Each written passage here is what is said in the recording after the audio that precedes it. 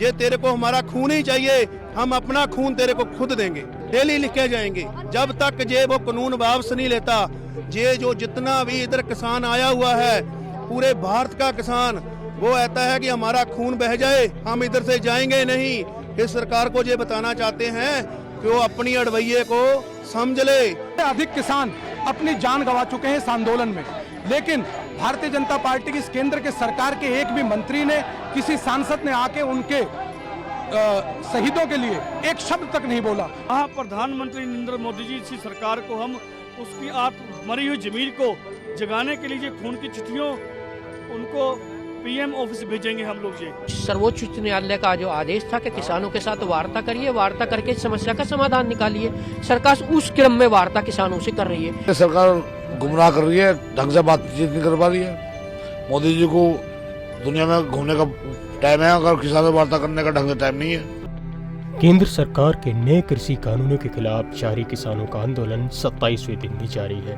अब तक इस आंदोलन में 33 प्रदर्शनकारी किसानों की मौत हो चुकी है, लेकिन इसके बावजूद भी अब तक सरकार और किसानों के बीच बातचीत नहीं हो पाई है। देश का किसान विरोधी काले कानून जो भारतीय जनता पार्टी की केंद्र की सरकार लेके आई है, उसके खिलाफ देश की राजधानी की सीमाओं पर लगातार इस कड़कड़ाती ठंड में बैठे हुए हैं। लेकिन ये गूंगी बहरी और निकम्मी सरकार किसान के साथ तानाशाही पूर्ण रवैये को लेकर लगातार अड़िग है। सरकार को जगाने के लिए और किसानों के समर्थन में आज कृषि भवन के सामने हम प्रदर्शन कर रहे हैं। लगातार 25 से अधिक किसान अपनी जान गंवा चुके हैं इस आंदोलन में, लेकिन भारतीय जनता पार्टी की इस केंद्र के सरकार के एक भी मंत्री ने, किसी सांसद ने आके उनके शहीदों के लिए एक शब्द तक नहीं बोला।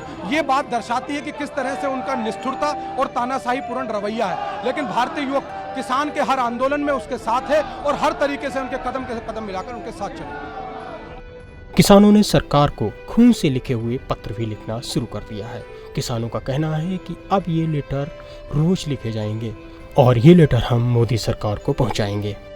ये तेरे को हमारा खून ही चाहिए, हम अपना खून तेरे को खुद देंगे। लेटर में तो यही लिखा हुआ है मोदी सरकार को कि ये जो हमारे 3 ऑर्डिनेंस है, ये इनको वापस कर ले।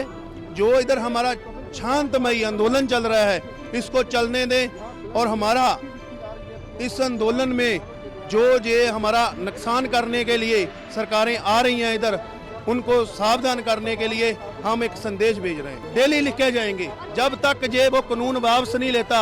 ये जो जितना भी इधर किसान आया हुआ है, पूरे भारत का किसान, वो कहता है कि हमारा खून बह जाए, हम इधर से जाएंगे नहीं।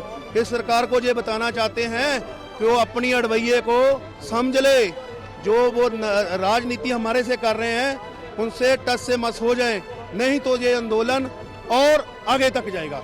हम इसको अभी लिख रहे हैं, 2 भाषा में लिखेंगे, पंजाबी और हिंदी, 2 भाषा में लिख के हम मोदी सरकार तक पहुंचाएंगे। प्रधानमंत्री नरेंद्र मोदी जी की सरकार को हम उसकी मरी हुई जमीन को जगाने के लिए खून की चिट्ठियों उनको पीएम ऑफिस भेजेंगे हम लोग। ये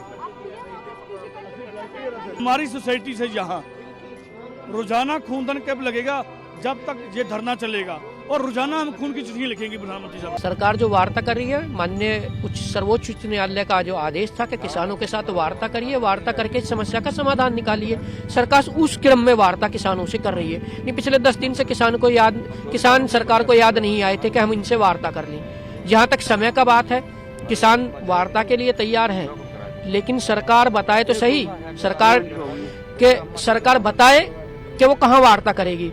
क्योंकि किसानों का कहना है कि जब वार्ता हो, वहां पर खुले मंच पे वार्ता हो, वहां पे मीडिया मौजूद हो, सरकार के लोग मौजूद हो और किसानों के प्रतिनिधिमंडल के लोग मौजूद हो, ताकि सरकार कहां कहां झूठ बोल रही है ये आम जनता को पता लगे। मीडिया के माध्यम से सरकार अंदर वार्ता कुछ करती है, बाहर कुछ बयानबाजी जारी करती है, तो भ्रम की स्थिति पैदा कर रखी है सरकार ने। सरकार गुमराह कर रही है, ढंग से बातचीत नहीं कर पा रही है। मोदी जी को दुनिया में घूमने का टाइम है, अगर किसानों से वार्ता करने का ढंग से टाइम नहीं है।